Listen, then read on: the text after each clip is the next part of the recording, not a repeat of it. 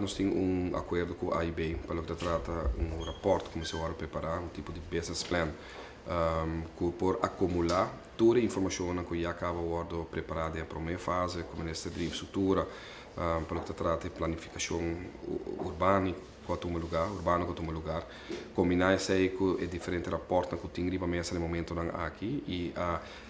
trabalhar de tour e town hall meeting aqui que estava tem com todo o rapport que estava agora trabalhar e survey que agora trabalhar no passado, acumular um documento que agora apresentar ao também com o governo mediante o Ministério da Economia e minha pessoa nossa dona a autorização necessária para o framework de que a intenção está com o dos capital turístico que agora criar na São Nicolás. Essa é a hora de confirmar, a hora que está começar a uitwerking para poder chegar na todo proprietário, como também inversionista no potencial para poder dar input arriba a visão que agora põe dilante, que vamos tomar lugar no próximo 10 dias para 12 semanas dilante, e uma vez que sei toma lugar também tem diferentes stakeholders que também parte financeiro, bancário,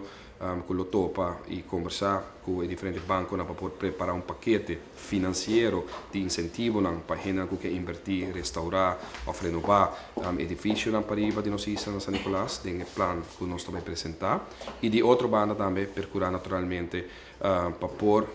generar o interesse necessário para os que querem invertir als nog para ir incorporando o aspecto para o que trata a zona especial de incentivo na cultura fiscal também que o governo já acaba de aprovar com a hora que cai diretamente para o Ministério da Economia com o colega Mike de Mesa. Que bem, uma vez que tudo isso aqui está claro, que nós calculamos isso aqui se toma mais ou menos luna de tempo, portanto um pouco menos, nós lo acercar entre outro parlamento para pôr a toda fração arriba linha, arriba meta comum que nós que põe para adiante no momento aqui e uma vez que se está finalizar, mientras tanto está preparar uma planificação urbana arriba